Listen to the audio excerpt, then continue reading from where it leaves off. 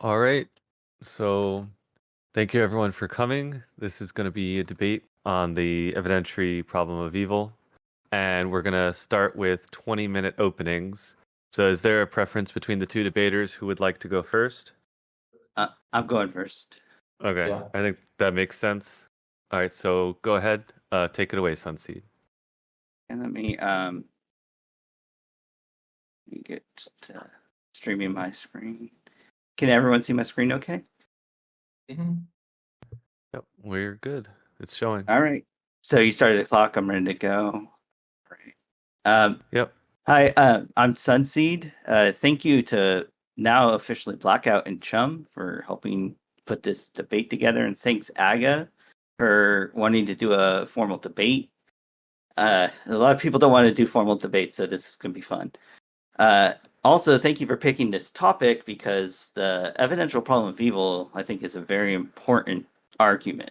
And so I want to give a presentation on it, uh, unpack some parts that really strengthen the argument, and respond to potential objections to the argument. That's what I'm going to do in this opening statement. So, the problem of evil, I should give a couple of definitions before I continue. First, I should define the God that the problem of evil is given to disconfirm. So, the problem of evil disconfirms a God who is all powerful, all knowing, all good. These three attributes are important, and there are a couple more. God is a non physical agent. God is eternal, and he's the author and sustainer of the universe. Our world is the product of God's actions.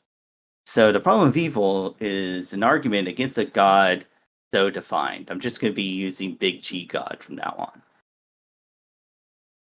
All right. So let me give a nice syllogism for the problem of evil. This is the evidential form, and it goes 1, P1, if God exists, then gratuitous evil does not exist. P2, gratuitous evils do exist. P3, therefore God probably does not exist. It's a very simple argument. This is a very old one, and it's a very powerful one. There's other ways of putting it. The amount of gratuitous evils disconfirms the existence of an all-powerful God. So other definitions, gratuitous evils. So there are observations we make of the world that we can identify as gratuitous evil. There's specifically evils that God has no justified good reason to permit or allow. So there's things like what's called moral evil, and that's evil that's the product of free agents. So the actions of Stalin, the actions of Hitler, causing horrible atrocities, those atrocities are attributed to the free will of Stalin and Hitler. Now, the evidential problem of evil focuses much more effectively on natural evil, which is evil that's brought about by natural processes. And since that gives you the stronger evidential problem of evil, I'm going to focus on those types of gratuitous evil. So before I go, how much time do I have left, Chum? You're at 16:45. Thank you so much. Okay, so examples of gratuitous evil. Highlighting very, very profound examples is one of the best ways to give the evidential problem of evil. So you'll want to give examples of animal pain and suffering. The way evolution works requires tons of animal pain and suffering.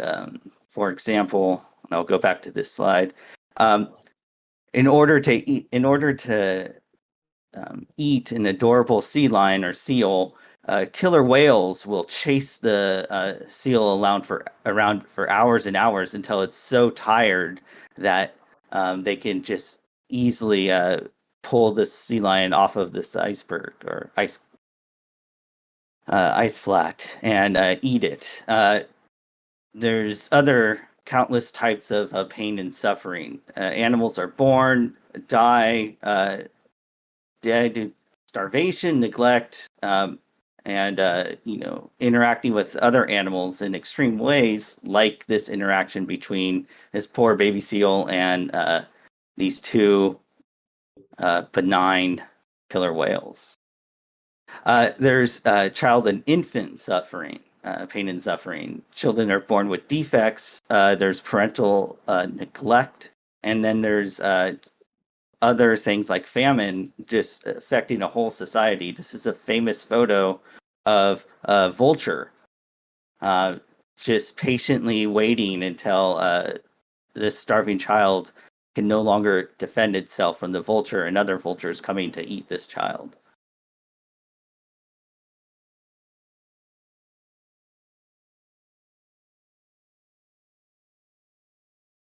There's plenty of more evils. For example,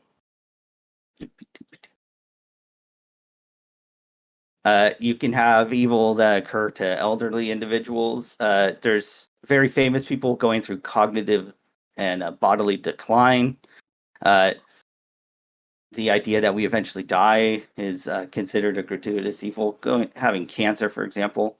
And then a big natural type of evil are natural disasters, like floods, tsunamis, earthquakes, volcanoes. They can cause horrendous amounts of pain and suffering. So the evidential problem of evil, it looks at all this evidence of evil, all this evidence of pain and suffering, right? And it notes God is not limited like us. God's all powerful. He could make a universe with less evil. God's all knowing. He knows the universe would have so much evil. And God knows how to prevent evil. Like God could just make it so places with famine don't undergo the conditions that result in famine. Make it so vultures are vegetarians, for example. They wouldn't eat that poor starving child. Right? God is all good, and by common standards of morality, or consistent with common standards of morality, God would not want to allow so much evil. Oops. Right. So the problem of evil, it looks at the amounts of evil, especially the type that I've identified, and it says that the existence of such evil is evidence against God's existence. Yeah. Pretty good on time. So theists have attempted to respond to the problem of evil. And it's a very forceful problem. And so it means that these responses, they're called objections or theodicies, they don't really rise to the occasion. But there's some popular theodicies, which I'll define. Theodicies, they're attempts to explain the existence of evil. There's very popular theodicies that I'm going to show to be problematic in this opening. So let's see. So there's a classic one. It's called the privation objection. Evil makes us aware of the good. The issue with that is our awareness of the good doesn't require the gratuitous amounts of evil. Like if we're supposed to be aware of the color black, we can just show a small speck of white in order to contrast, to differentiate between those colors. All right. A very famous theodicy is the soul building CLD. Evil, it just builds good character. You wouldn't learn to be humble if you didn't lose so many debates all the time. You wouldn't learn, to be courageous if you weren't put in like a situation where the odds are against you. There's a couple of issues with that. One of them is they're again pointing to the amount of evil that occurs. There's so many instances of evil that people would assume would be there to give people, good character qualities, but they don't because they just go unnoticed. A classic example is that there's a thicket in the middle of the forest that goes aflame and kills a baby deer, a fawn, without anyone noticing. Without anyone noticing, this poor deer dying a slow, agonizing death. There's no one there to witness such a gratuitous evil. So how could they even learn from it? Another issue is that you can build bad character from experiencing these instances of evil. For example, many parents who have their children die in infancy, they often become cynical, or they become callous towards their partners, even divorce. They'll gain these bad characters in response. So the soul building theodicy doesn't. It seems pretty toothless. What else do I give? Yeah.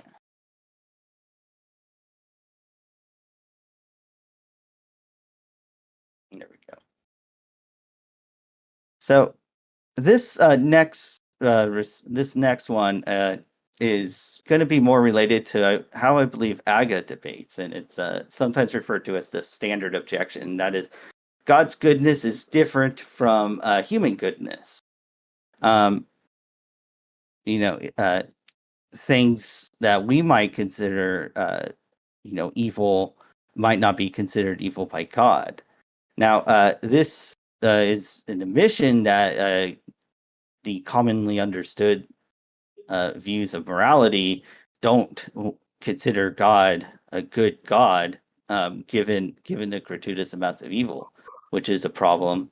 But this also brings up a problem in that you can't really look at the world to try and predict God's moral conduct if the claim is that what we do see already and note as gratuitous evil is consistent with the God being defended. All right. If that's what we expect to see anyways, then we can't just blithely make a prediction. Oh, it's a good God, so we would expect to see rainbows and happiness and baby smile.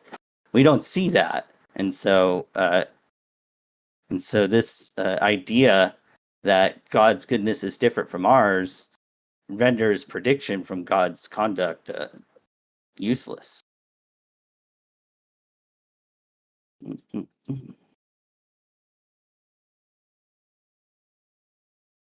Yeah, so I have a couple of other things I want to note, and let me see if I can get to it.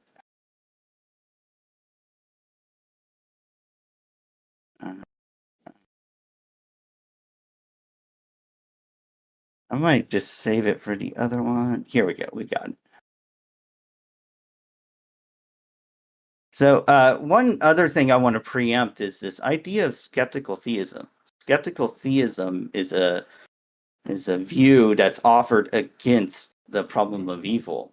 And skeptical theism says we're not in a position to know whether or not God has good reasons to allow evil. Our puny, finite minds aren't God's mind. We don't have access to his reasons. And there's a couple of problems. One I'll mention, but I'm not going to flesh out too much, is that this view ultimately commits a theist to unlivable skepticism. This means that theists cannot say God has no good reason to make us think our five senses are being reliable or not. But there's other objections or implications for the skeptical theists that might even range outside of the problem of evil. For example, the skeptical theists can't be confident in their inferences from good states of affairs, from the good we see in the world, to God's existence. You can't point to things like design or even miracles as evidence for God. If you're claiming, like a skeptical theist, that we don't have access to such reasons. The other issue is that you're also undermined, or your assumptions are undermined in terms of being able to reliably, understand God's communication, or even understand how God communicated just through the natural world, if you're a skeptical theist. So I want to conclude my remarks here, and we'll go into, I guess we'll hear Aga next. This opening was meant to show that God's existence is disconfirmed by observed gratuitous evils. Theodicies and objections to the evidential problem of evil, they fail. They're not very good. And Aga, if he wants to respond to my argument from the problem of evil, he needs to show that there aren't worlds that are more or less likely to have existed, given the amounts of goodness in them. He doesn't need to show a mere possibility undermining the evidential problem of evil. He needs to show how the disconfirmation of gratuitous evil, making God's existence unlikely, he needs to show how that's not the case. Another thing I should note is Aga needs to defend a God who isn't just all good, isn't just all knowing. He needs to defend a God that is all powerful and all good, that is all knowing and all good. Because if he doesn't include being all good in his defense, then he's merely defending a God that's not consistent with the God I defined at the beginning of the debate. So how much more time do I have, Chum? 3 minutes and 15 seconds. 3 minutes. So, well, I just want to again thank everyone for coming in, and I'll actually stop here and let Aga go. Okay, great. Thank you, Joe, for your opening statement. And we're going to have Agamemnon give his opening statement now as well. So go ahead, Agamemnon. Whenever you're ready, I'll begin the timer. Okay. I think Sonseed probably has to go off, or has to stop screen sharing for me to be able to Hold on. share my screen. There Let's see.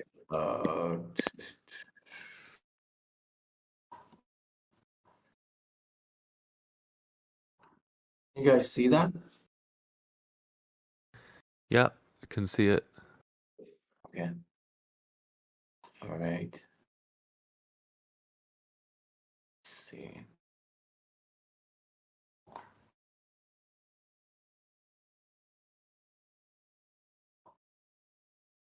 All right, so I'm going to begin my opening statement now.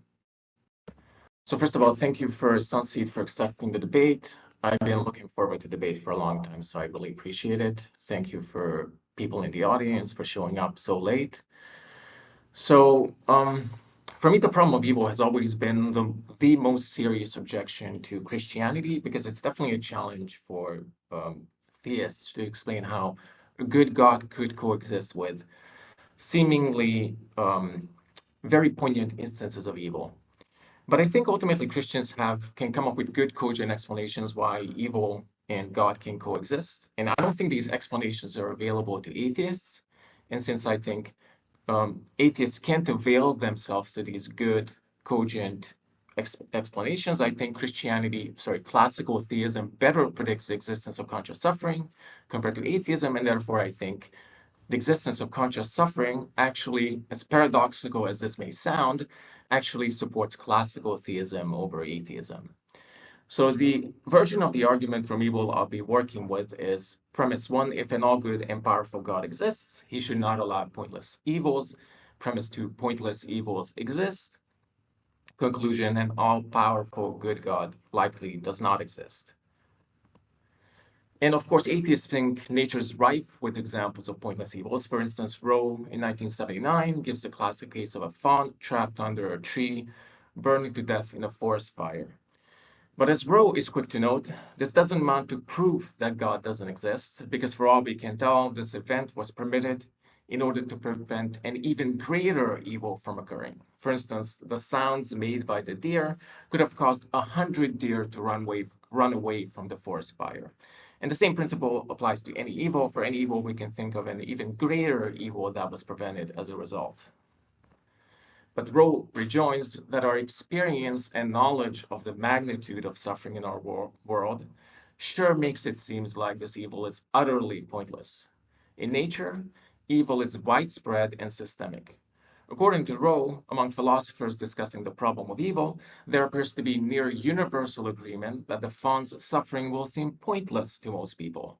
So this is Rowe's central claim, that there appears to be near universal agreement that the fawn's suffering will seem pointless to most people. Here I'm going to give my first pushback to Rowe and to my opponent Sonseed, who uses these very same scenarios to argue for his case. Is it really the case that the fawn's death will seem utterly pointless to most people? Remember, Rowe and his defenders are just supporting one of the crucial premises of their argument with an appeal to intuition, what will seem obvious to most people. McAllister et al., 2024, put Rowe's claims to the test. They evaluated a sample of 1,500 randomly chosen participants and asked if they intuitively found the death of the fawn pointless. One half read the vignette about the fawn just as it appeared in Rowe's 1979 paper. The other half of the participants in the vignette read a vignette which was accompanied by a description of the role of wildfires in forest ecosystems, including their contributions to the health of the ecosystem by clearing away dead organic material and leaving a topsoil dense in organic materials. To quote McAllister et al., one of the more notable results is how few people, only 12.6%, share any level of agreement with Rowe. Rowe thinks this is the typical example, this is the paradigm example of a pointless evil. So only 12.6% of people agree with Rowe about the gratuitousness of the fawn's suffering. They also found that inclusion of context dramatically diminished the perception of pointlessness. When people were given context, the agreement dropped to 3.5%. So 3.5% of people, when given context, agree with Rowe that the fawn's suffering is pointless. Agreement with Rowe dropped as education increased. Those with a high school education or less, 20% agreed with Rowe. Those with a bachelor's agreed less, master's agreed less. Those with a PhD who are presumably in the best epistemic position to judge the pointlessness of the evil, only 6.5% of people agreed with Rowe. To quote McAllister, if these results are, the most interesting finding of the study was that among self-avowed atheists, 70% disagree with Rowe about the pointlessness of the evil. To quote McAllister, if these results are accurate, then they put those who agree with Rowe, Draper, and their supporters in an epistemically perilous position. Few, it seems, will have strong reasons for privileging the judgment of those who agree with Rowe over those who don't. Is there some principled reason for thinking that Rowe is better positioned to make this sort of judgment than others who judge differently? In fact, people possessing a PhD, who are in the best epistemic position to judge, have the lowest level of agreement with Rowe. Accordingly, one's justification for believing that the fawn's suffering is gratuitous could be partially or even fully defeated, undermining Rowe's argument. And the same principle applies to any instance of gratuitous evil or supposedly pointless evil that's brought up. So the relevance of this is that for premise 2 in Sonseed's argument that pointless evils exist, we're just given an intuition bump. But 97.5% of people disagree with this intuition bump when context is given. To show how tenuous Rowe's argument is, here's a completely symmetric parity argument. Premise 1, if evolutionary theory is true, then for every species that exists, there should be a transitional organism between it and the ancestral species, which is obviously true. Premise 2, it seems like there are many instances when there are no transitional fossils. Conclusion, evolutionary theory is false. The reason why this argument isn't persuasive is because creationists haven't done any serious empirical work. They haven't gone out into the world and seriously searched for transitional fossils, so the fact that it seems to them there are no transitional fossils in many cases is not surprising. In the same way, Rowe and his supporters haven't done any serious empirical work and based their conclusions on armchair philosophizing and intuition bumps. Here's what serious empirical investigation would look like. A, attempt to empirically discern the harms, the degree of suffering experienced by the animal or the human in question. B, look for the effects and then consider what the effects could have been favorably produced at a significantly lesser cost. So let's look at this specific case of the fawn suffering, and let's attempt to empirically discern the harms experienced by the animal. Let's see if we can undermine the intuition even more. Okay, so the causes of death in fire victims published in the Journal of Forensic Science International looked at 169 fire victims who died in a fire. They found that the principal causes of death are carbon monoxide poisoning, followed by carbon dioxide poisoning, while the influence of heat is considered to be of minor importance. The point is, the supporters of Rowe and Draper completely over-exaggerate the degree of pain experienced by the fawn or similar cases. Since the causes of death in fire are mostly carbon monoxide poisoning and carbon dioxide poisoning, and these tend to produce complete unconsciousness, I'm not saying these ways of dying are pleasant, but they're definitely much, much, much better than burning to death. Second part of this empirical investigation is attempt to discern the benefits and whether the same results could have been achieved through less harmful means. Okay, here are the potential benefits. A, role of wildfires in ecosystems. When we specify this potential benefits, only 3.5% agree with Rowe about the gratuitousness of the evil. B, on some theodicies, deer are capable of moral development like humans. I actually believe this is plausible, and I can argue for it later. Unfortunately, I don't have time during the opening statement. And C, we haven't looked at the greater evil that was prevented. Looking at discerning what greater evil was prevented would actually take going out into the world and looking at these specific cases and determining what effects they had. And nobody has ever done anything like this. Rowe and Draper are just basically sitting in their armchairs and pontificating about these cases. Here, Rowe's supporters will object that suffering is still pointless because supposedly the same effects could be achieved by an omnipotent entity in a myriad of ways at a significantly lesser cost. God is omnipotent after all, or so the argument goes.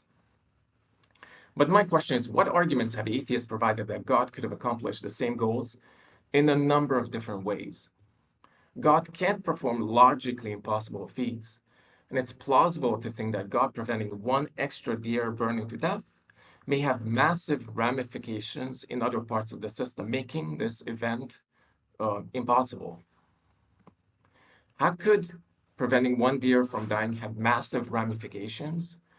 God, being a just entity, would have to use the principle of fairness.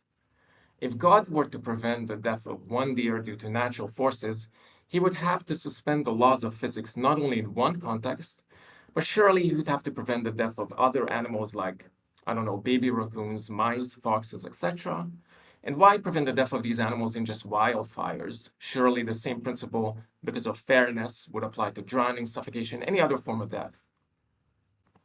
So we can see that local changes, changing a single event, quickly escalate and ramify exponentially to the point that, to be fair, God would have to suspend the laws of physics and a massively irregular universe would result. So it's plausible to think this is the case. But as Richard Swinburne has often argued, the natural laws would need to be stable and relatively exceptionless in order to provide moral agents, including mammals capable of moral reasoning, with the opportunity to appropriately gain knowledge that could be used in morally significant contexts, which is a very important good in God's eyes. Prior to proceeding, I want to take a step back. Rowe, Draper, and their supporters only provide vague appeals to intuition to support the most crucial premise of their argument.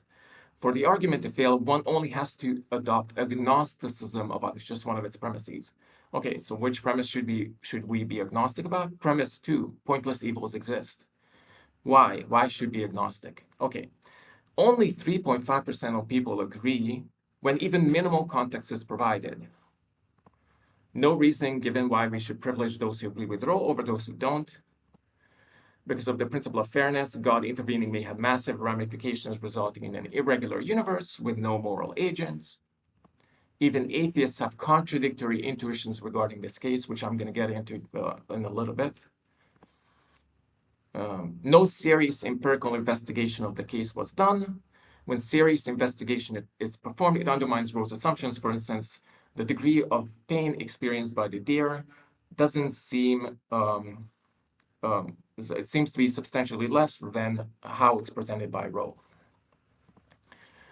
So here I'm gonna shift gears a little bit, and I'm gonna present three props. So I think what I presented so far is enough to neutralize the argument from evil, but because the argument from evil premise 2 is just based on intuitions.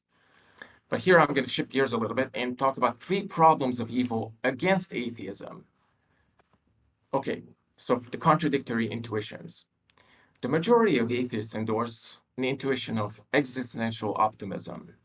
They endorse the intuition that the world is not a bad place, that nature is valuable, that they're glad they were born. But research shows atheists are not very different from theists. So research shows that atheists are not very different from theists when it comes to the optimism bias, giving credence to the hypothesis that the majority endorse this existential optimism.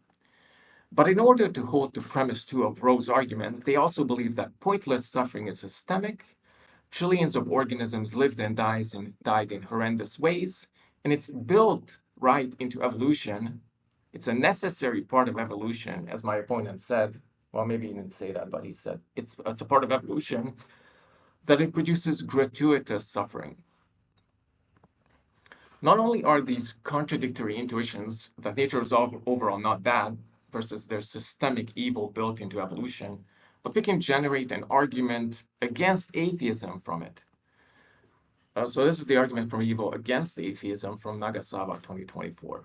Premise 1, most atheists and theists uphold existential optimism, that the world we inhabit is not bad, nature is valuable.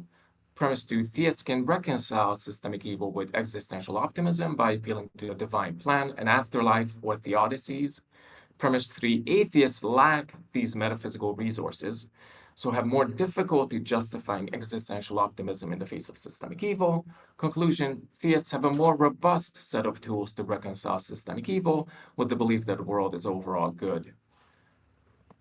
Now, I'm going to give two different probabilistic arguments against atheism from the problem of evil. So the claim is that the existence and distribution of conscious suffering is better predicted by classical theism than any atheistic alternative. First, Rowe, Draper, and their defenders are working with an indifference thesis. So what is the indifference thesis? The indifference thesis is that the condition of sentient beings on Earth is not the result of intentional actions performed by non-human persons. What this means is that nature is indifferent to our fate and conditions. But theism better predicts several features of conscious suffering than the indifference hypothesis. First thing to note is that the indifference hypothesis actually doesn't predict anything. Just think about it. If the universe being indifferent to our fate could equally predict the existence of massive amounts of pleasure, massive amounts of pain, or anything in between, so it doesn't actually predict anything. What's needed to generate a specific prediction is A, the indifference hypothesis combined with evolutionary theory, combined with the principle that pain is biologically useful, therefore it's selected by evolution. But pain is only biologically useful if it affects behavior. If it doesn't, it's invisible to evolution. Pain which doesn't affect behavior is invisible to evolution. How could pain affect your behavior? Well, pain has to be identical to a physical process in your brain for it to affect your behavior, because only physical processes in your brain or central nervous system ultimately affect your behavior. And so my opponent has to adopt the view that mental states like pain are type identical to brain processes.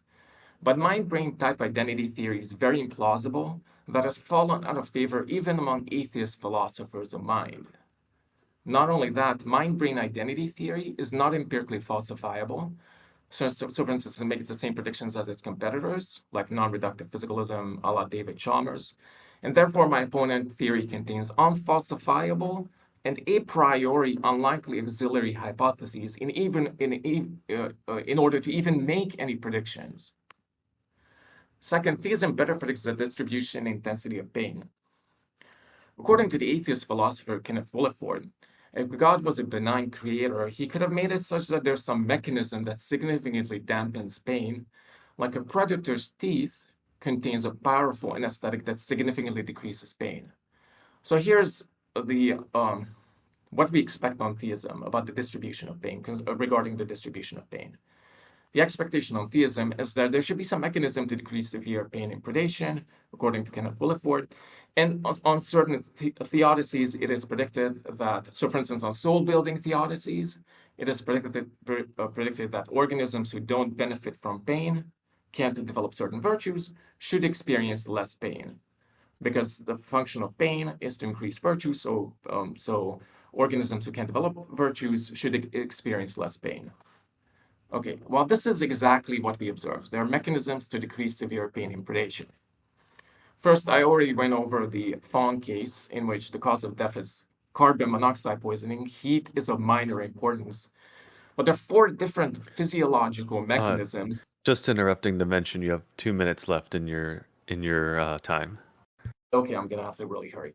There are 4 different physiological mechanisms to decrease pain in organisms. Number 1 is stress-induced analgesia. Beecher et al. Observed that World War II soldiers, presumably because of high adrenaline levels, suffering from major battle wounds, often experienced little pain, or similar injuries in non-threatening environments would be perceived as highly painful. In the case series, bear attack victims reported either blacking out during the attack, very little acute pain, or the hydrogen peroxide in the hospital applied to the wound hurting more than the bear attack. Now my question to Sonseed is, what indifference hypothesis predicts that? The most interesting out of this is near-death experiences. Near-death experience patients report overwhelmingly a feeling of cosmic unity, oneness, peace, and joy.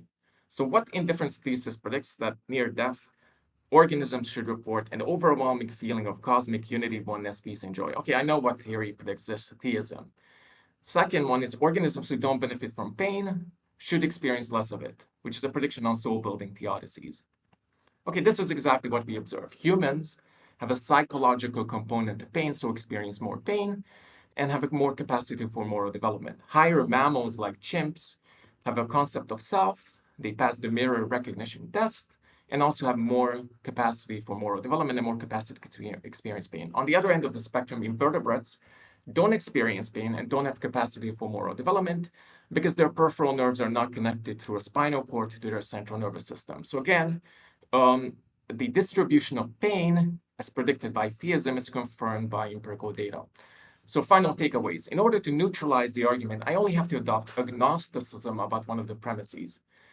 Okay, 97.5% people don't have rose intuition. Atheists All right, the time is finished for the opening. So if you want, just make one closing sentence, and then you can, I guess, cover it in a later part of the debate.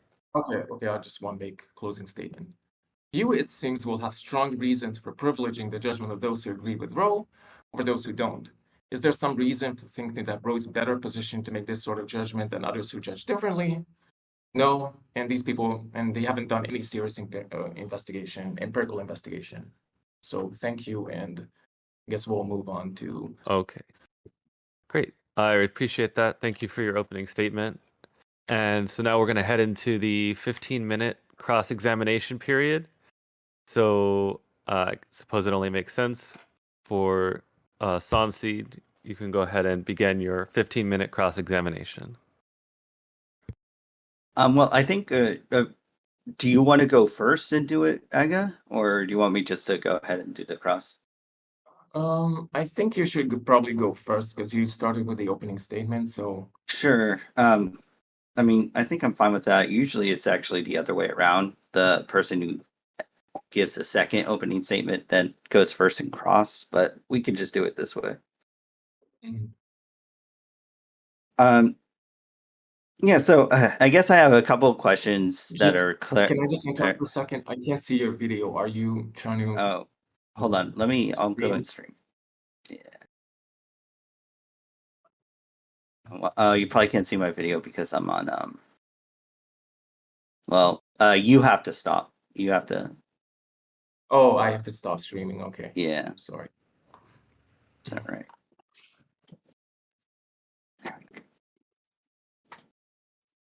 I guess I just want to clarify certain things. So you're fine with me conflating what you describe as pointless evil with what I described as gratuitous evils, yes? Yeah, I'm using pointless and gratuitous as synonyms. Okay. All right. And so your claim is that the animals don't undergo suffering in the way that we've assumed. It's less painful. You're muted.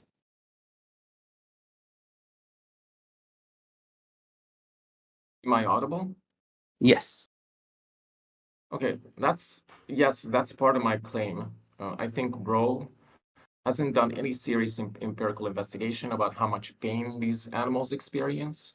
And when we actually go out into the field, when we study these animals, we find out that there are reasons to suppose they experience significantly less pain than what is supposed by Roe. There are three different reasons for thinking that. The first one is take the typical fawn case. In the typical fawn case, the cause of death is carbon monoxide and carbon dioxide poisoning and not burning to death. Animals also have four different physiological responses to pain. One of these is stress-induced analgesia, in which high adrenaline levels decrease pain. The second one is vasovagal syncope, where unbearable pain causes blacking out. Finally, animals have much smaller brain areas which are associated, which represent pain. So, for instance, the prefrontal cortex in a human is about like that big. Okay. So that's a lot of information. My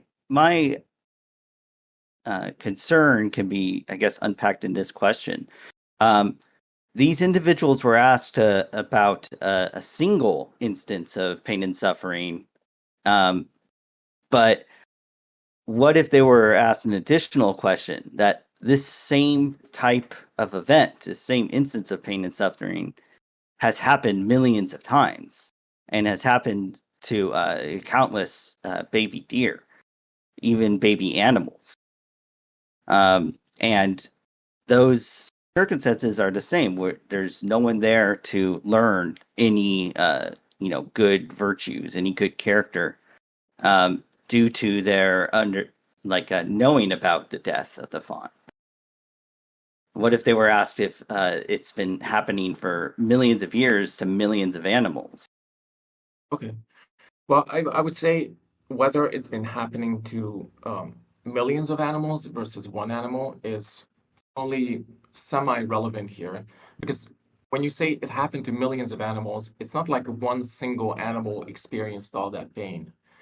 And if it's not the case that one single animal experienced all that pain, the fact that some animals experience transient pain or pain of the sort described by Rowe, it just seems to undermine the intuition that this pain is pointless, given the fact that it's not all that clear that God could have prevented this evil, because of like if God intervenes to prevent one baby deer from dying, it could have massive ramifications because of the principle of fairness.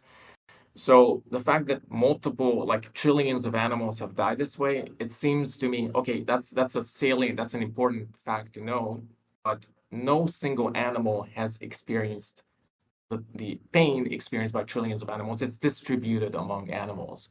So that doesn't seem to me to be such a big concern, as big of a concern as, you know. So I guess I'm not really under the other thing I guess I'll point out is it's not merely the specific type of pain that the animal is undergoing and the fact that that might not be as painful as we think. It's the large number of animals who have to undergo it.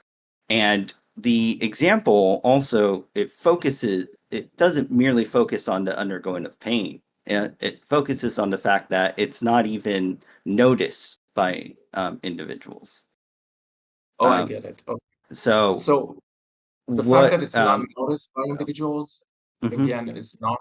Sorry, did you want to say something else? No, that's actually, I'm fine with splitting up questions. Okay.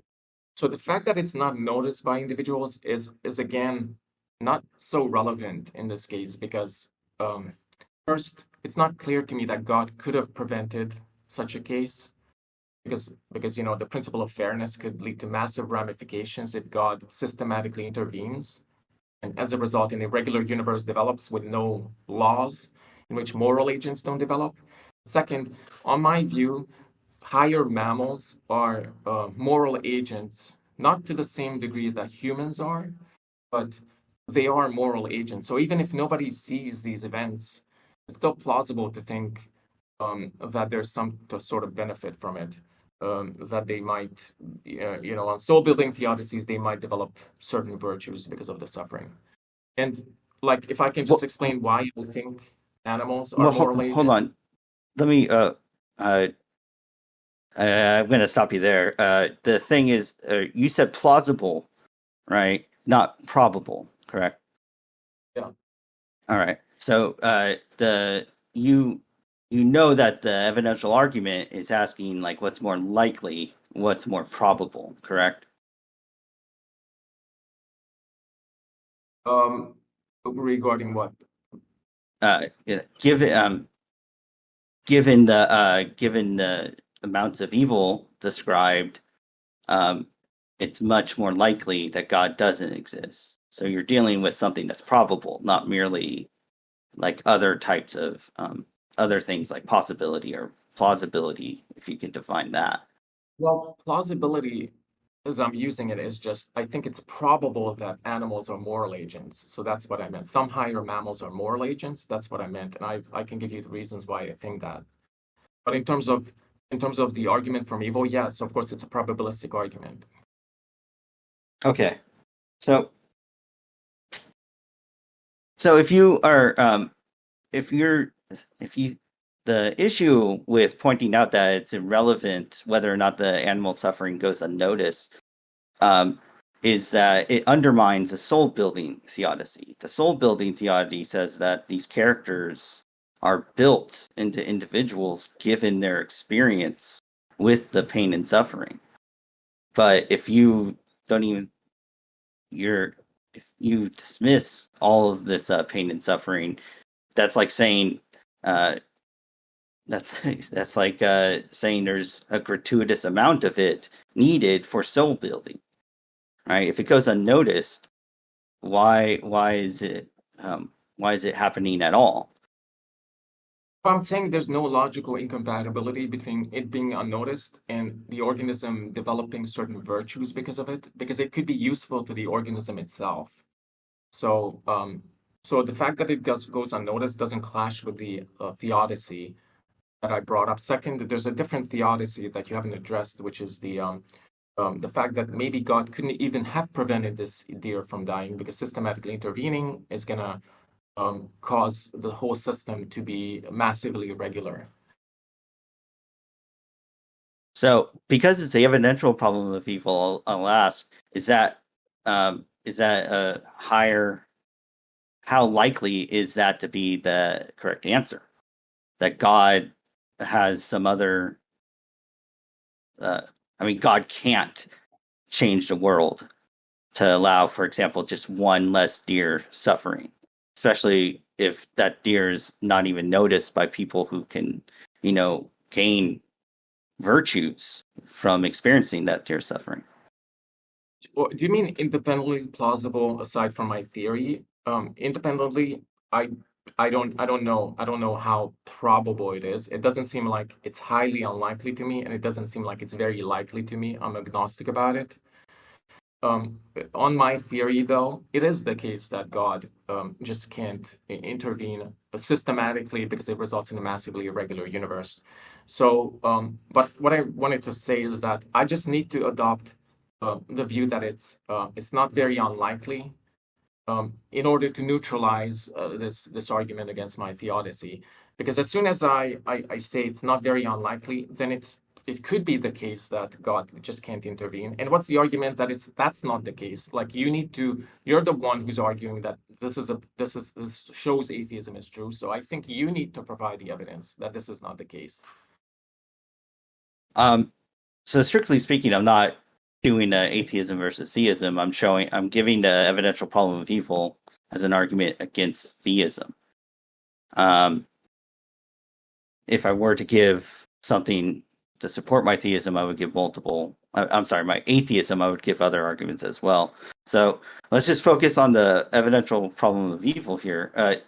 So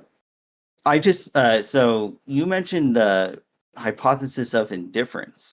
It seems to me like the burden is that your explanations for the gratuitous evils that are seen need to be more likely compared to explanations that are consistent with the hypothesis of indifference. So, for example, forest fires occur naturally in different ecosystems, and that explains why we will have so many baby deer die in the forest fires. That's an explanation consistent with the hypothesis of indifference. How is your explanation more likely than that explanation for the death of the millions of baby deer? So I disagree. My explanation has to be more likely. I only have to neutralize your case for the argument for evil not to be an argument that supports your position. So I only have to get to agnostic position, like a 50-50 position. If I get to a 50-50 position, it just neutralizes the evidential argument from evil. So yeah, I don't have to show my case as more probable. But getting back to your hypothesis, the indifference hypothesis, it doesn't predict anything. It doesn't predict that there should be suffering in the world, because indifference, let's suppose you start with the idea that there's indifference. Nature is just indifferent. Well, that could predict anything. And if it could predict massive amounts of pleasure, pain, etc. And if it can predict anything, no, it doesn't. There's no evidence that confirms the theory. So you need to flesh out the theory more. If you combine it with the idea that, okay, there are forest fires, even that doesn't predict that there should be massive gratuitous evil. There should be gratuitous evil in nature. You have to say, well, organisms. You have to combine it with something else, because, okay, start with the idea that nature is indifferent. There are forest fires. How does that predict that animals should experience pain, on your view? No, so the idea is that forest fires they're part of like a natural process. The other idea is that appealing to this natural process, like forest fires arising during a dry season, for example, is consistent with the hypothesis of indifference. Right. So if we're comparing and contrasting a hypothesis of indifference with your explanation, I'm merely pointing out that something consistent with the hypothesis of indifference is more likely than the explanation that you're offering. And it seems like you actually said that that doesn't matter. You just have to remain agnostic. But I disagree. The whole point of the evidential problem of evil is that you're showing that it's more likely that God doesn't exist, given the gratuitous amounts of evil. Sorry, there's a little bit of lag, so that's fine. Don't worry. The parts you say which are consistent with the hypothesis of indifference is that just forest fires exist, but that part of that theory is also consistent with my theory, so it doesn't favor your theory over mine.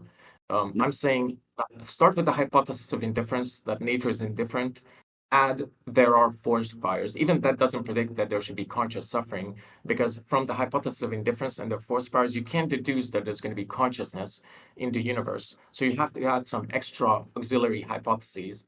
And the argument that I gave is that you have to adopt reductive physicalism regarding the mind in order to actually generate the prediction that evolution would produce conscious entities. Are you? So the thing is, I was under I thought the explanation was soul building, that these instances of evil occur in order to facilitate soul building. That's what's being compared. And I'm saying that this explanation, consistent with the hypothesis of indifference, is more likely compared to the explanation of soul building.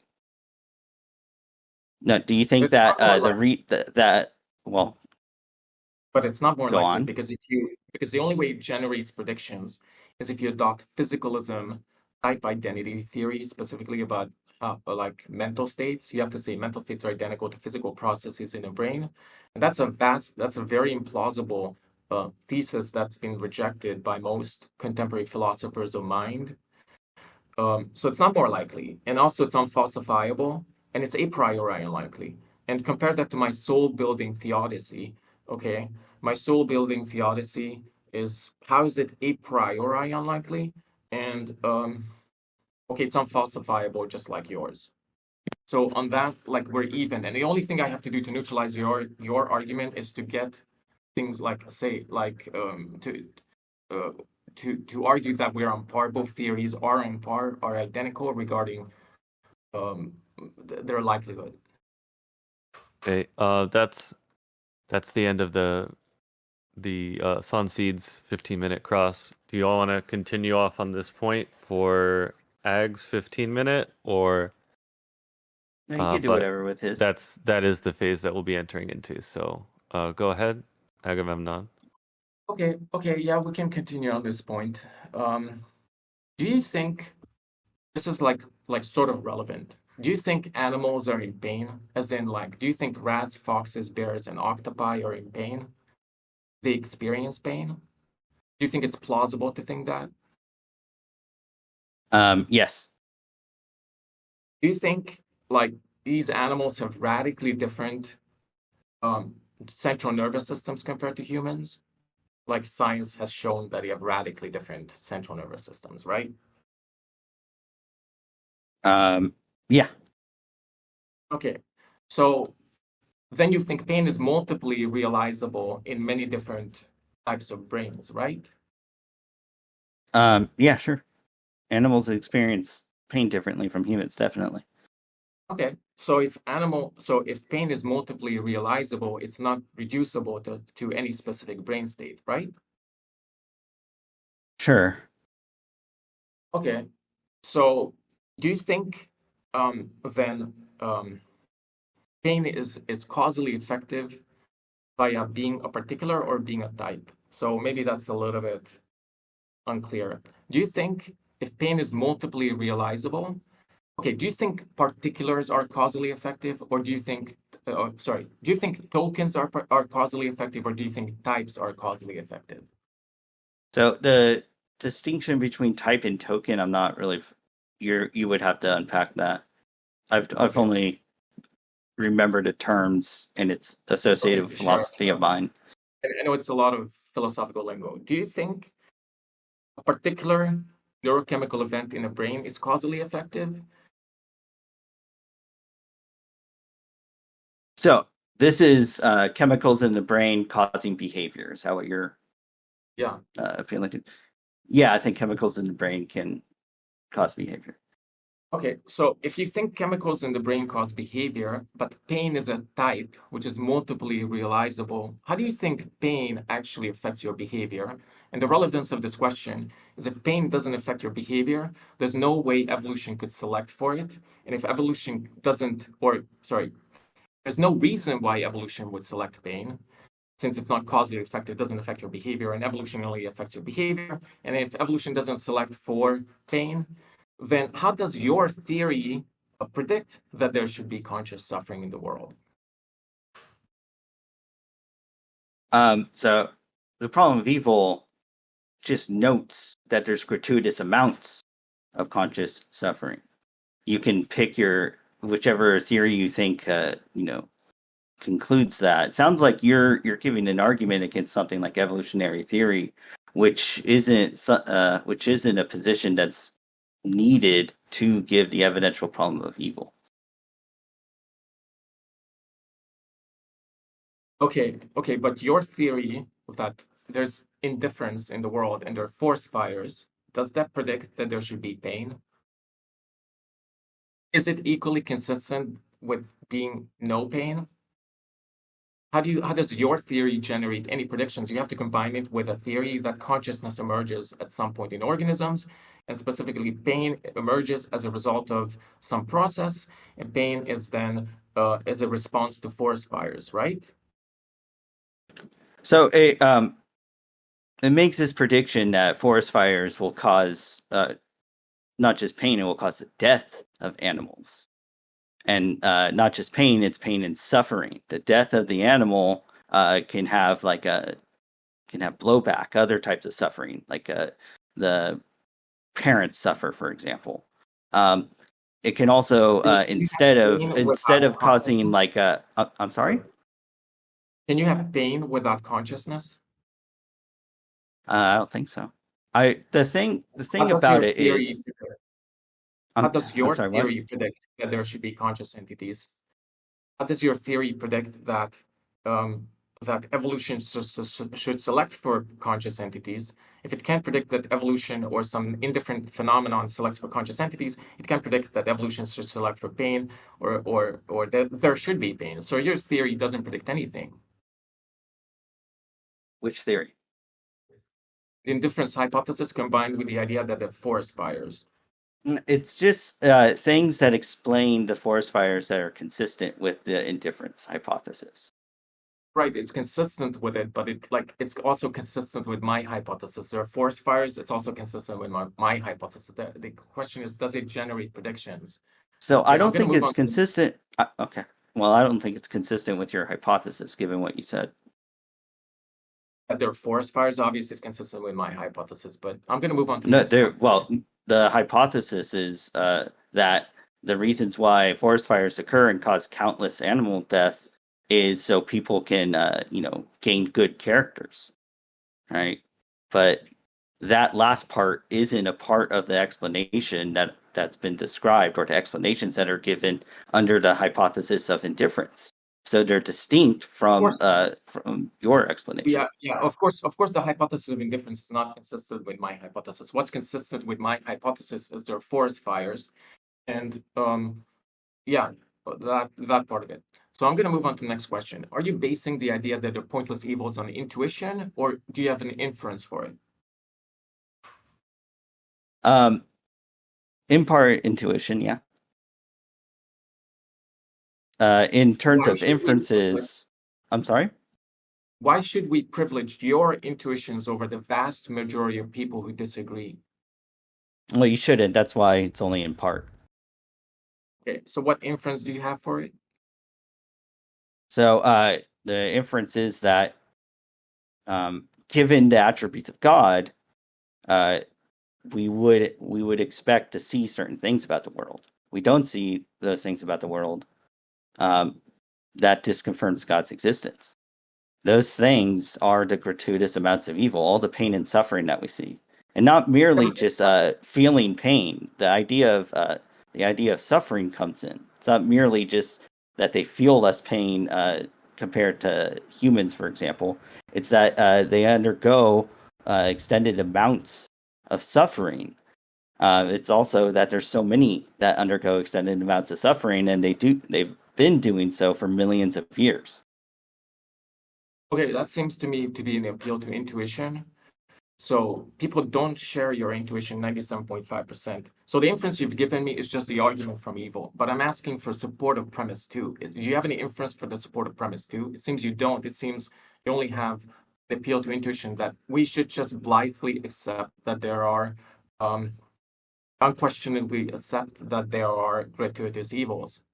And why should we privilege your intuition over the vast majority of people who disagree?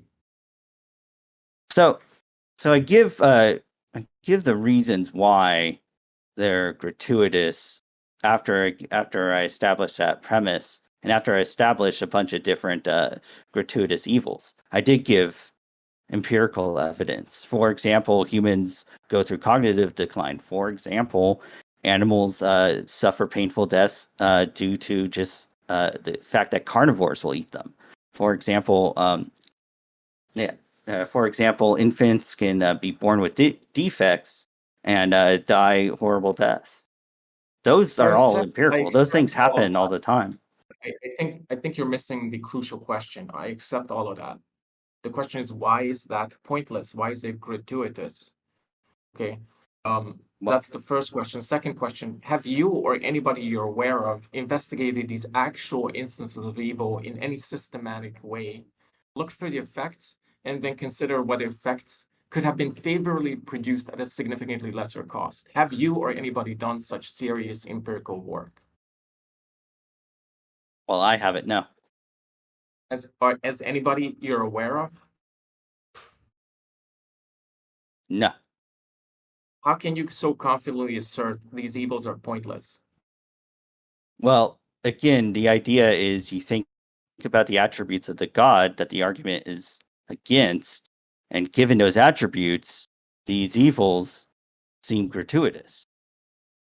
Okay, right? Like, think about it this way: if you're in driver's ed, and they want to teach you about the pain and suffering that's caused by a car crash, they don't put you through a bunch of different car crashes so you can experience that pain. They just show you a video of car crashes.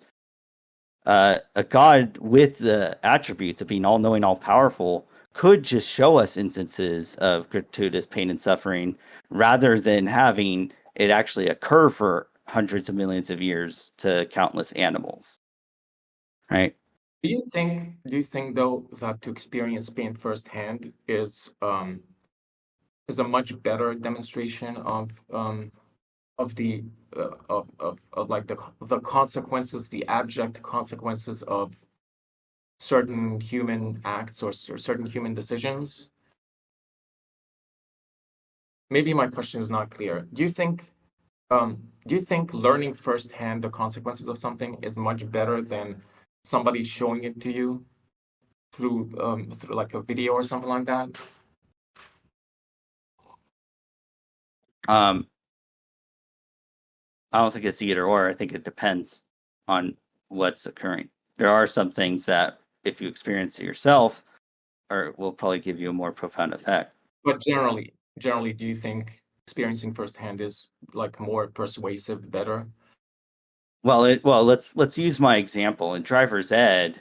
It seems like you could be just as persuasive about driving safely by merely showing videos of car crashes versus requiring the student to go through many car crashes to feel the pain and suffering over and over again. Well, I'm gonna have to disagree. I've been in a car crash. I've been through driver's ed, and let me tell you, being involved in a car crash is a completely different experience than watching a video.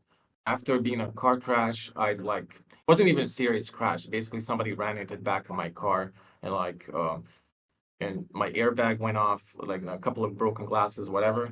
But it left me pretty paralyzed for a couple of days. And it's not like watching a video in driver's ed. So I disagree with the intuition. I'm going to move on to the next question. Do you agree? Do you concede that Road Draper, in order to drive home the point about the pointlessness of suffering, may exaggerate the degree of pain and suffering animals may experience? I wouldn't be familiar. The way I gave the argument was just appealing to the evidential problem of evil itself. I think that in addition to pain and suffering, even if Draper exaggerated that, Draper coupled it also with pleasure, the issues with the pleasure that animals feel. Yeah, but the point is when you exaggerate something, it mhm. supports the intuition that the degree of suffering is pointless, right? The magnitude, what Draper and Rowe is arguing is that the magnitude of suffering is pointless, specifically the degree of pain experienced by the animal. So if Rowe and Draper exaggerate the degree of pain, in fact, animals die from carbon dioxide and monoxide poisoning as opposed to actually being burned alive, then obviously you would agree that Rowe and Draper are massively exaggerating the degree of pain experienced. Would you agree with that? I mean, even if they did, I didn't in my presentation. My But you're presentation you're is different. using the same examples. Not only that, the same principle is applicable to any case. Uh, um, so, okay, I'm Well, gonna we've move into What's we've reached the end of Agamemnon's cross-examination, and I mean we're already mostly in free conversation. It seems like at this point. So the next phase is a 40-minute free conversation period. But can I get a drink of water really quick? sure, yeah, Water. let's. You know what? I mean, if you have a question, I'm listening. Just I want to be. okay. Well, I guess my first question would be, um, oh, can you hear me? Yeah, I can. Go ahead. He can hear you. Do you concede that for me to win here, I only have to be agnostic Can you about guys one hear of your? me? I can't hear you. We Yeah, can I hear can you. hear you. He's okay. Okay, so my question is, do you concede that for me to win here, I only have to be agnostic about one of your premises? I don't have to show that No. these evils.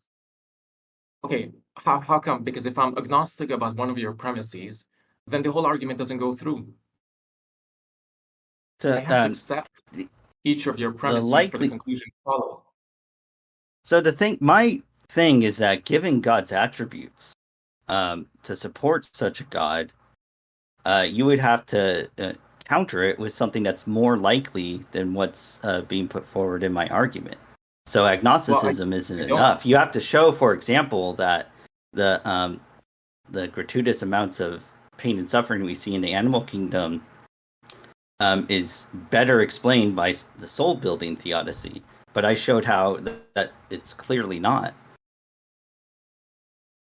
Okay, first of all, I don't think you've shown that. The only way your theory makes any predictions at all is if you adopt um, reductive physicalism, but you yourself rejected reductive physicalism. You adopted What's a the view in argument which for that? pain, while you yourself adopted a view in which pain is not is multiply realizable. Being multiply realizable means it's not identical to any specific neurochemical event in the brain. And since it's not identical to any specific neurochemical event, and you said that only neurochemical events in the brain ultimately cause behavior, then pain itself doesn't cause behavior. And if pain doesn't cause behavior, there's no reason it's selected for by evolution. Therefore, your theory doesn't even predict the existence of pain. What I put forward is like perfectly fine for all sorts of theories of mind, not merely physicalism. You can, for example, think that the mind is separate from the brain, but it can't exist without the brain. You could be an interactionist dualist. That's called. Anyone who thinks that there's a connection between the pain and the surroundings can adopt my my argument. It doesn't matter if you're a physicalist or not. Yeah, again, that actually doesn't predict anything. Suppose you start with the indifference Well, hypothesis, it's and you not also meant to be a adopt. prediction though. Like you don't have to be a Wait, physicalist to run the evidential problem of evil. okay, but I'm saying even if you adopt, let's say, interactive dualism on your view, even if you adopt interactive dualism, the problem is with the indifference hypothesis. The indifference hypothesis paired with interactive dualism still doesn't predict that there should be pain, because you could think that start with nature is indifferent to our existence. Okay, go with then move to their forest fires, plus pair it with interactive dualism. Well, that theory is completely consistent with there being massive amounts of pleasure and there being massive amounts of pain in the universe. you have to add a hypothesis that your mental states course are rational, as in they produce some sort of rational behavior, or they produce behavior in a rational way. And that's not predicted by the indifference hypothesis. So I think this only focusing on how which theories of the mind body connection can account for pain is not focusing on the actual on the force of appeals to gratuitous evils. It's not merely them feeling pain that's being identified. It's them undergoing suffering. And then there's a peripheral suffering that emerges. Baby who has birth defects and dies, slowly once they're born, maybe doesn't undergo the type of pain that Draper and Rowe assume has occurred, but there's certainly suffering that's arising. It's certainly a negative that the baby's going to die. It's certainly a negative for what the parents are going through.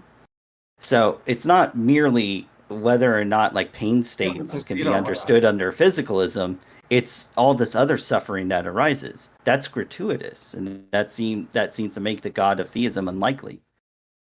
Yeah, I mean, I agree that instances of suffering not only affect the individual, they also affect parents, they also affect the environment, the other people. Still, your theory doesn't predict any sort of conscious suffering because, while for the parents to suffer, they have to be conscious. Not only that, for your parents to suffer, they have to experience pain when somebody else dies. But your theory is that the universe is indifferent to us, that they're forest fires, they're negative events. How does that predict that anybody should experience pain when somebody else dies? How does it how do you predict that? You can use several views in the philosophy of mind. So you actually agreed with me on all the other things, that it's not merely the experience of pain that's being highlighted by the problem of evil. It's all this other types of suffering. For example, the parents going. So you agree with me? Parents undergo suffering when their child dies. Yes. Yeah. Mm-hmm. Okay. You agree with me that child the mortality rates for children were much higher than they are now, right? Yeah. Mm-hmm. Yeah. So you agree with me that there are many instances of this suffering undergone by parents. So I think the experience of pain is just one aspect of it, and then you have all the other types of harm, all the other types of suffering that emerges. Yeah. There's other types of conscious suffering besides pain. Right, and so that's what's being appealed to with the evidential problem of evil. Right. That was part of my presentation, that humans experience psychological suffering apart from just physical suffering, and humans are basically the only organisms to experience this types of suffering because they have a stable concept of self, which actually leads into my next question. How does your theory predict that the organisms who experience the most amount of pain also are capable of the most amount of moral development, as in developing virtues? Does your indifference hypothesis predict that in any way? That's not. I think you're looking at it the problem of evil isn't making a contrasted explanation, right? That would be more like something if someone was giving atheism as a more reasonable explanation for evil. The problem of evil is just points out a problem with theism, but it's not saying anything about how something like atheism or something like naturalism is makes better predictions. Certainly not the way that I put it forward. Naturalism or atheism. I said the indifference hypothesis. The other thing is, I haven't appealed to the indifference hypothesis as being the better explanation. I've appealed to the fact that explanations consistent with the indifference hypothesis are better explanations. Okay, hypothesis consistent with the Right. So, like, you don't agree with the modern understanding of evolutionary biology, right? yeah, but hypothesis consistent. But that you would agree that that's consistent with the hypothesis of indifference. Sorry, I missed what you said. My You connection dropped. you would Can you agree repeat? that that hypothesis, or that evolutionary biology is consistent with the hypothesis of indifference, right? Yes, of course, and it's equally consistent So it's with my hypothesis. So but it's not going to be used. Well, that's you're not not going to generating unique use. predictions from your theory. What's No, generating but that unique predictions? remember I talked about contrast. Contrasted with something like the soul building theodicy, it's a much I better thought you said they're explanation. not contrastive. We're not doing contrastive No, no. explanations. I'm We are? saying no, not the hypothesis of indifference, but I'm contrasting explanations that are consistent with the hypothesis of indifference to explanations like the theodicies offered up um, by theists to explain gratuitous evils. I think appealing to something like evolutionary, like how evolutionary, how species emerge, natural selection, etc., better explain the pain and suffering that we see when we see animals eating each other, versus something like the soul building theodicy, versus something like, there's a heaven that exists, and so it's okay if there's pain and suffering. Those types of theodicies, like, they pale in comparison to the likelihood of many explanations that are consistent with the hypothesis of indifference.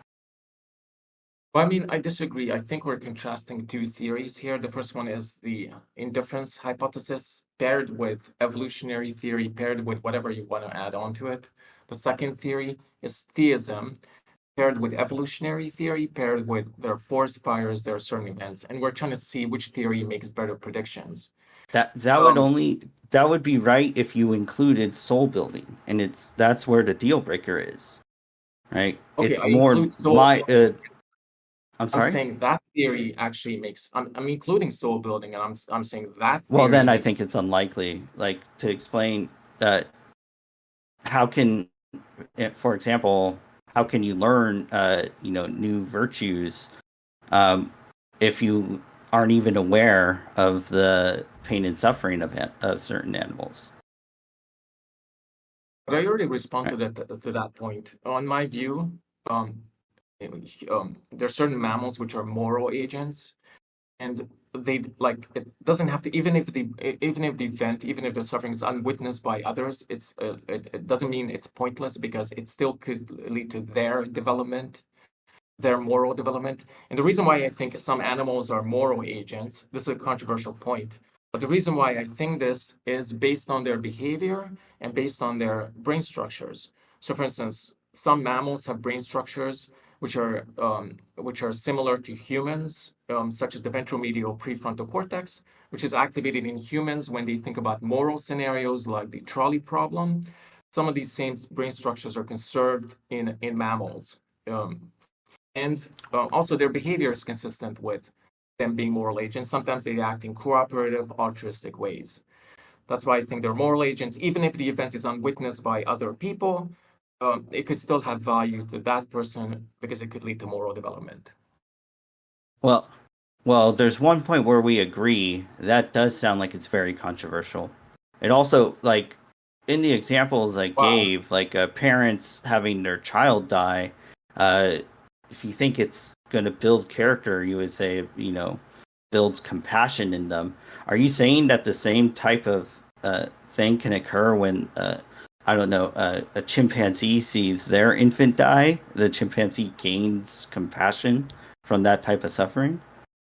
Yeah, I think it's plausible to think that chimpanzees gain compassion because, and I'm basing this on neuroanatomy and behavior. And how else could we determine mental states of an organism besides studying their brain and studying their behavior? And both studying their brain and behavior are consistent with them being moral agents. So, for instance, chimpanzees have mirror neurons. Mirror neurons are involved in understanding, in producing empathy and understanding the mental states of others. They have a ventromedial prefrontal cortex, which is activating in humans when they think about moral scenarios like the trolley problem. And they act in cooperative, empathetic ways. So, for instance, chimpanzees have been shown to help a sick member of their group. They've been shown to take care of infants whose parents died. So yeah, both their behavior and neuroanatomy is consistent with them being moral agents. And by the way, this is not ad hoc reasoning, because the Bible says that every organism under the earth and above the earth will rejoice um, that the wolf will live with the sheep, that everyone will praise God at the end of times. So it's not just like an ad hoc hypothesis I came up with. It's based on neuroanatomy, and it's based on a biblical understanding.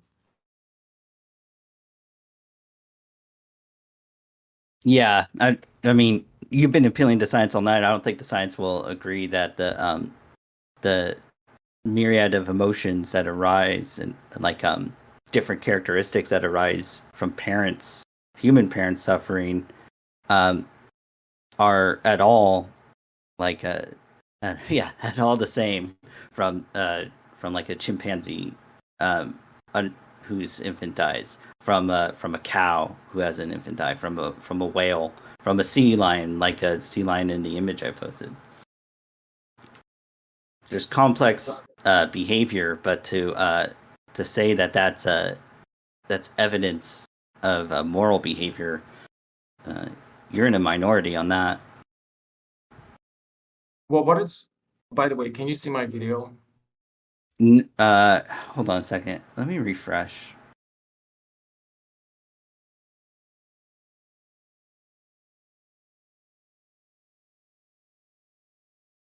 I can't. Can others see his video? Can you see me now? No. Oh, okay, it's okay.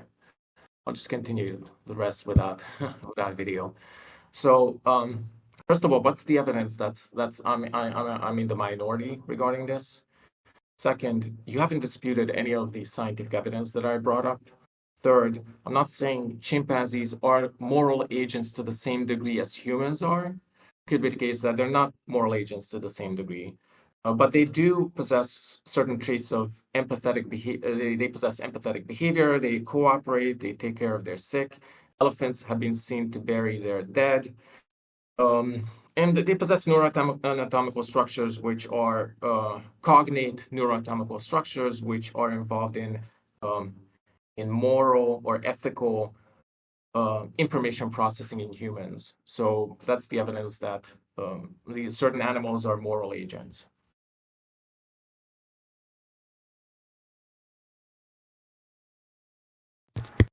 Sorry, I was unmuted. You said it was a controversial view, so I was just going off of that.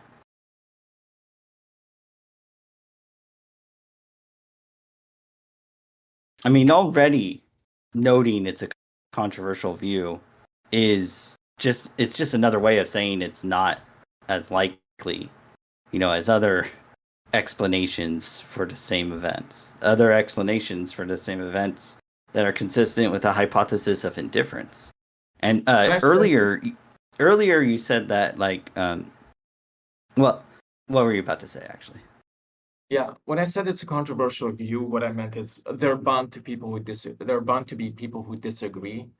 But in order to undermine the idea, you have to either contest the scientific data or you have to contest the behavioral data. And you haven't done any of that. And I'm like, Sure I have, I'm not actually. saying, sorry? Sure I have. I have No. contested. The way you contest the behavioral data is to assume that I'm saying chimpanzees are moral agents to the same degree as humans are, which I'm not stating, I'm not claiming. Okay, well then that's fine. Then it's not the same type of moral character building that's identified with the soul building theodicy. No, there could still be character building, as in increase in empathy, increasing in other virtues, It's just that I don't think animals are capable of making moral decisions to the same degree as humans. But that doesn't mean they're incapable of building other certain virtues like empathy. And by the way, the neuroanatomical data shows they have mirror neurons, which are involved in empathy. So I think you have to contest the scientific data on this. But do you mind if we So move on to another here's a different topic? yeah. Well, here's another example that will make the difference more transparent. Sea turtles will lay eggs on the beach and then just leave. And then those eggs will hatch and they run to the ocean, but they'll be picked off by other animals like snakes or birds, etc. The mother is long gone, doesn't witness any of this, right? So you're not having the same type of compassion, even if we say that sea turtles have can build moral character in a way that's consistent with humans. You're not seeing that in the sea turtle example, and sea turtles have been laying eggs that way for like millions and millions of years. Yeah, but I don't think sea turtles are moral agents. Yeah, In the sense, exactly. yeah, but that's because I have independent motivations for thinking so. Independent reasons for thinking so are that sea turtles don't have the cognate neurochemical structures that humans do, which are involved in moral reasoning, and they don't show the same type of behavior that higher mammals, such as chimpanzees, horses, and elephants do. And how do you think that's a problem on my view? Because I don't think turtles or reptiles experience pain to the same degree that humans do, or other higher mammals. It's still pain and suffering, right? The like I said earlier, the gratuitous amounts of it occurring is what's being highlighted.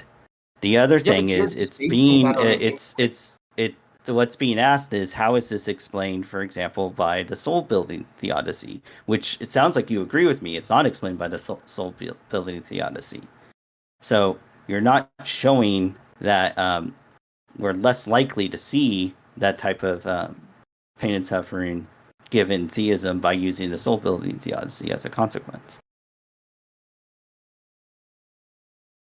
Okay, but how is it not predicted by the soul building theodicy? You said the way it's not predicted is that reptiles, like turtles, experience gratuitous suffering, plus they're not moral agents. Okay, I agree they're not moral agents, but I don't agree they experience gratuitous suffering. That's something you have to argue for or provide an argument for. The only thing you have provided so far are vague intuitions that, even in the case of animals like deer, completely break down when you examine the details of the case. So do you have any evidence that like turtles experience gratuitous massive amounts of suffering besides just appeals to intuition? You want me to supply evidence for animal mortality across millions of years? Like, But if well, hold on. Are you just saying you don't think that baby turtles have died in large amounts? no, I'm not saying that. Why I'm would I need saying to provide evidence for that? I'm saying dying without conscious suffering, without consciousness, is not really suffering. So you have to show that animals not only die, okay, I like of bacteria die, like okay, does who cares bacteria die or flies Mhm. die? What you have to show is that they experience gratuitous suffering, as in the degree of pain they experience is pointless. Okay, do turtles experience the same degree of pain as humans or other mammals do, despite the fact that the size of the area which is involved in pain perception is maybe like 1/50th of the size that's present in humans? I think it's a priori implausible that turtles experience the same type of pain. But I think we should probably move on to a different point. Um, I mean, like you said, this is a what like you said, that's a controversial view, so maybe we should. Well, controversial in the sense that you're bound to reject it, but I don't think you're rejecting it based on any sort of data, or I think you're rejecting it based on intuition. Okay, so I have a question for you. Do you endorse the view that nature is valuable that our environment is not bad, or natural environment, I meant. I'm not sure what you mean by, like, are you asking, you're asking me if I accept teleology? Do you think overall nature, your natural environment is not horrible, it's not bad? Um, well, like if we're talking in a moral sense, it just seems like it's indifferent. The hypothesis of indifferent. Well, I'm not sure. What's this have to do with the evidential problem of evil? Well, because I'm trying to highlight you're going to have contradictory intuitions regarding the case. So on one hand, atheists, supporters of Roe and Draper, think that there's systemic evil built into evolution. On the other hand, they think nature is not bad. How could you reconcile these two ideas? And they think your life is valuable, the life of animals is valuable. How can you reconcile the idea that life is valuable, given that the suffering of trillions, billions of animals is built right into evolution? The theist has a good explanation for this. It's that, there's an afterlife, soul building theodicies. How do you reconcile this intuition, or is there this contradiction? Well, I'm not familiar with what their positions are. I don't hold to those positions, so I don't feel like I need to defend them. And I also, you moments ago, we showed how the soul building theodicy was not at all likely. You also said there's an afterlife. You think that like appealing to how evolution works is less likely than appealing to the fact that there's an afterlife when we're talking about pain and suffering? Well, okay. Like I think just there's want to pain point and out something. suffering due to like theories and concepts under evolutionary biology. But you're saying that pain and suffering because there's an afterlife, that has a higher likelihood than those explanations in evolutionary biology? Well, this goes back to an earlier point. I don't think your theory actually explains anything because you said you're asking which theory is more likely. Okay, your theory is not more likely because it doesn't predict anything. Your theory is the indifference hypothesis paired with evolution, paired with the idea that they're net forest fires, but that doesn't predict there should be conscious entities who experience pain when they get burned. In order to generate the prediction, you have to reject the indifference hypothesis. So you asking what theory is more likely is, well, your theory doesn't predict anything, so it's just a meaningless question. On the other hand, my theory does make actual predictions. It doesn't What's the predict just prediction of any. the afterlife? Well, okay, so part of my theory is that Given the so, view that there's an afterlife, would we expect to see baby turtles die in larger numbers when they're but born? you keep harping on baby turtles. I already said I don't think baby turtles So are we morally thinking. that's not a I don't think prediction. they have souls. I don't think they have an afterlife, type of afterlife I'm talking about. And this is not ad hoc, by the way, because the Bible says after the like in the end times, every organism under the earth and above the earth is going to worship God. So it's reasonable to think there's an afterlife for every for these organisms, and but the part of my theory which generates predictions is the theodicy part. Specifically, it makes the prediction that those organisms who are able to perceive pain more strongly are able to develop more virtues, and that's exactly what we observed. You haven't. Do you think that's what we observe? Um, I think that occurs, but it's not better explained by the existence of an afterlife. Okay, but how does your theory predict it? But it's not explained by the existence of the afterlife. It's explained by my theodicy, that the soul building theodicy. Oh, But well, you brought up the afterlife, so I was focusing on that. okay, I can see Yeah, the afterlife doesn't make predictions, but your okay, theory that's fine.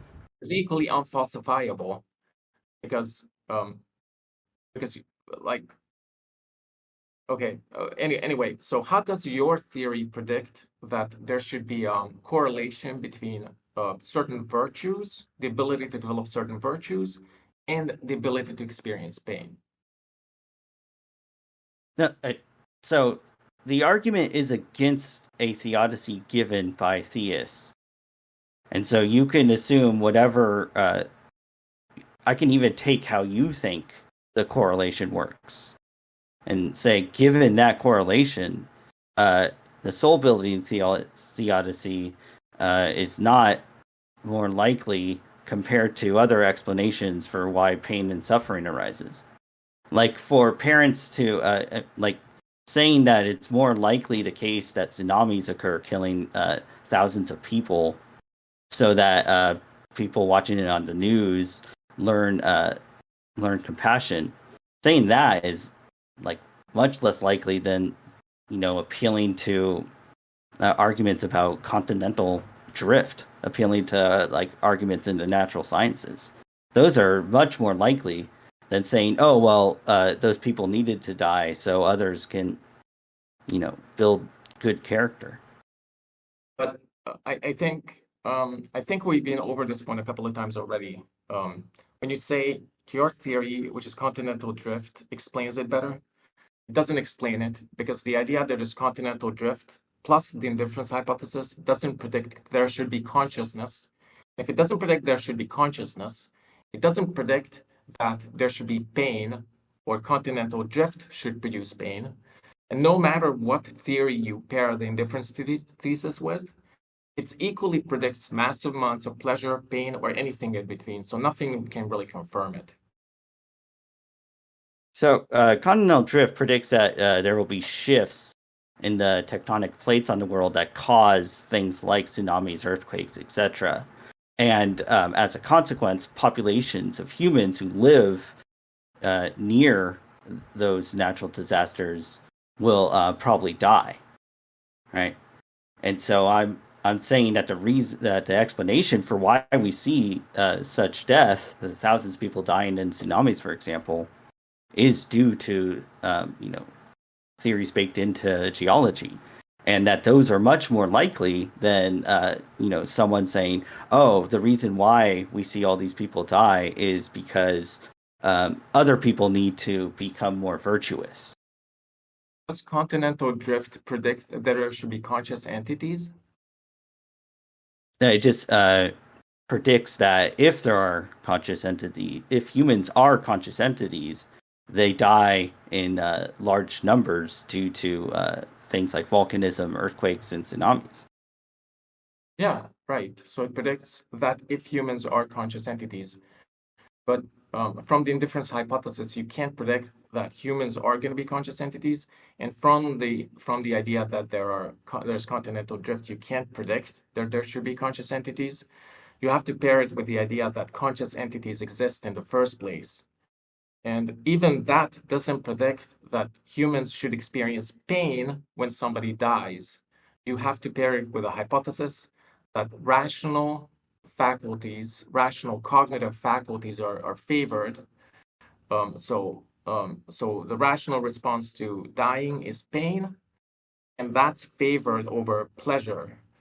And your indifference hypothesis can't make that prediction because your indifference hypothesis, like nature, is just indifferent. Do you think it's possible that nature could have produced?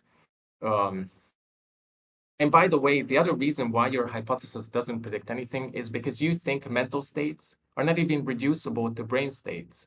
You think they're produced by brain states, but they're not even reducible to it, so they can't even affect behavior. So it's your theory. Are you saying that continental drift, you can't make predictions from the explanation of continental drift? Because it sounded like you agree you could. No, I'm saying it doesn't predict that humans should experience pain in response to dying. It predicts that humans will undergo what's described as pain and suffering, right?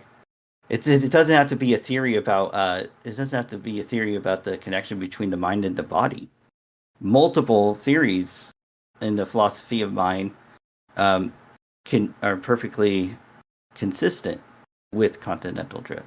Like this this claim that you have to be committed to like some form of physicalism in order to appeal to pain and suffering. Okay. I didn't say that. Okay, let's start with the indifference hypothesis. Add continental drift. Add whatever theory of mind you want. That And humans are remember, it's gradually compared to evolving. the soul Right, building theodicy, right, which is more right. likely. Add interactive dualism, whichever theory of mind you want to take. Do you think it's conceivable, given these theories, that humans should experience massive amounts of pleasure with continental drift Why would I answer instead of something that experiencing wasn't a part pain? of my? I mean, that's something that's a part of Draper. It's not a part of the position I gave. I'm But do you talking think about it's equally gratuitous amounts of pain and conceivable? suffering. I'm But do sorry? you think it's equally conceivable? Do you think it's equally likely on both the on the indifference hypothesis that humans should experience pain instead of pleasure instead of pain with continental drift, or they should experience nothing? I guess nothing. But why? I mean, I'm not giving Draper's formulation that talks about pleasure. I'm Okay, talking about so gratuitous amounts of evil that are caused. Like the okay, so if you question you can should be see, asking is, do you think that it's conceivable that continental drift can cause tremendous amount of pain and suffering in human populations near earthquake epicenters? I do. And I think okay, so that amount of evil is gratuitous and that disconfirms the existence of God. so if you can see that the indifference hypothesis paired with continental drift, paired with Uh-huh. interactive dualism, or whichever theory of mind you want to take, is completely consistent with humans experiencing nothing at all I near don't agree with earthquake that. epicenters. I thought that's what you conceded. Experiencing nothing. I mean, the pain and suffering, even if like you think they're not feeling pain and suffering, which you admit is a controversial view, there's peripheral suffering that arises. There's plenty of suffering that emerged as a consequence of the tsunamis that killed thousands of people, not merely the thousands of people that actually died. Okay. I think I might have to move on to the next point because I don't. Okay, the point I'm trying to make is your theory doesn't actually predict there should be pain with near earthquake epicenters. Um, your theory is equally consistent there with there being pleasure or people experiencing nothing at all, because you have the indifference hypothesis, like nature or whatever produced organisms doesn't care about them. It doesn't. It's not like nature which doesn't care about you produces rational organisms who should respond with pain when somebody dies instead of pleasure or anything else in between. But I think we've been over this Do you point. think the people who died in tsunamis felt nothing at all? No, of course not, but that's expected. Like, it's expected on my view that people should rationally respond to dying with pain, because I think God endowed Wait, you humans think with a pain is a soul. rational response? Yes, it's a rational response to bodily damage. It's a rational response. It's appropriate response to bodily damage, and it's an appropriate response to people dying. What's the different way? There's appropriate and then there's rational. I think they're just like appropriate you could put in terms of like evolutionary biology. It makes sense that people have pain and then feel certain responses to it. But it's not, you're describing like things that are occurring, cause and effect. You're not describing like you're not describing the use of inference rules or like coming to logical conclusions, and which is what you're doing when you're being rational. I think pain is an appropriate response. You might not call it Okay. rational, but it's an appropriate response to your body being damaged or your body being or somebody dying. And the And point so is is, it your impossible for God to make a world uh no, but without that's feeling predictable. pain? My theory is that God wanted to produce rational agents, sorry, agents who have appropriate responses to the environment. Therefore, it predicts that humans should respond with pain when somebody dies. But your theory Why doesn't can't predict they that, respond with pleasure? because that's not an appropriate response to somebody dying. Well, why isn't it? Because dying is inherently bad, pain is inherently bad, bodily damage is inherently bad. Therefore, the type of response people should have is something like you should find it distasteful, you should find it um, unpleasant, but responding to pleasure with a pleasure to somebody like putting a needle in your arm is not an appropriate response. I want to move on to the next point if you don't mind, which Well, is how much time do we have, Chum? There's about 10 seconds left, actually. okay. I have a question. I have one question. Well, we have closings, so maybe ask it during your closing, and I'm sure we'll continue the discussion. Okay. Yep. So that's time. So we'll do 5-minute closings for each of you. All right. So can everyone see my slides?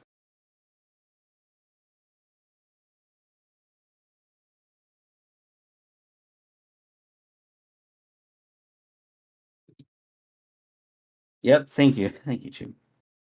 Thank you, Shay. I'm just gonna go to my ending. Did you start the clock, Chum? Yep, it'll start when you start your speaking. Okay. Well, yeah. Since I want to continue this, I have to say it was pretty fun.